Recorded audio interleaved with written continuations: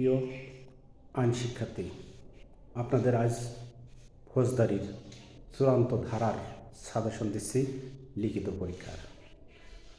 সেটি আপনি পড়বেন 5 ধারা, 6 ধারা, 9 ধারা।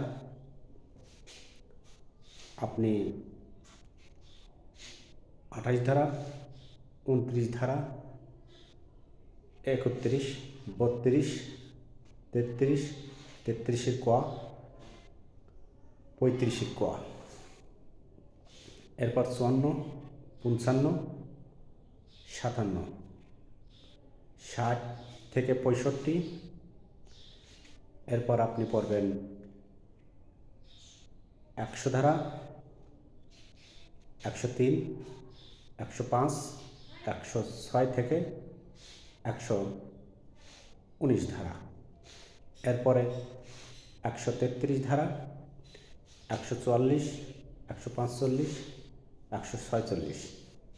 এরপর চলে যাবেন 154 থেকে 176 ধারা।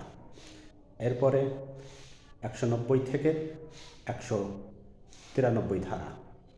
এরপর পড়বেন 200 ধারা থেকে 205-এর ঘ।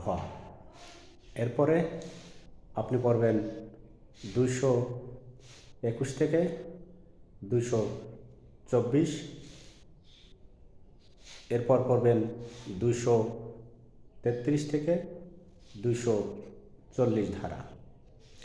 এরপর পড়বেন 241 থেকে 250 ধারা।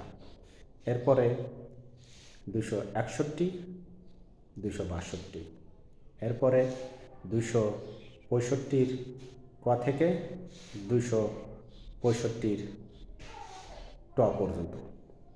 এরপর পড়বেন 337 থেকে 340 ধারা। এরপর পড়বেন আপনি 492 থেকে 502 ধারা।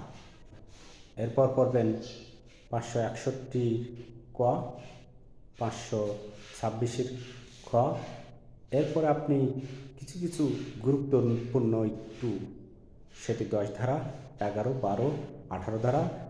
এরপর আপনি পড়বেন 87, 88 ধারা, 94 ধারা। এরপরে এই মূলত এখান থেকে আপনার লিখিত পরীক্ষা আসবে। এটা যদি আপনি আয়ত্ত করেন, ইনশাল্লাহ আপনি এর থেকে 2টো প্রশ্নের 2টোই কমন পাবেন। এই ধারার যে গুরুত্বপূর্ণ বললাম, কোনো অবস্থায় আপনি মিস দেবেন না। এখান থেকেই প্রশ্ন আসবে। এখান থেকে ধারাসহ ফর্ম্যালিটি প্রশ্ন আপনি নিজে তৈরি করবেন এবং পড়বেন, এবং যেগুলো ধারা, এই ধারার ব্যাখ্যা আপনার পাই টু পাই আপনার মুখস্থ রাখতে হবে। ইনশাল্লাহ আজকের মতন এই ফৌজদারি ধারা আপনি পড়লে আপনি পাশ করবেন। এটা আমি 100% লিখিত গ্যারান্টি দিলাম। ধন্যবাদ সবাইকে।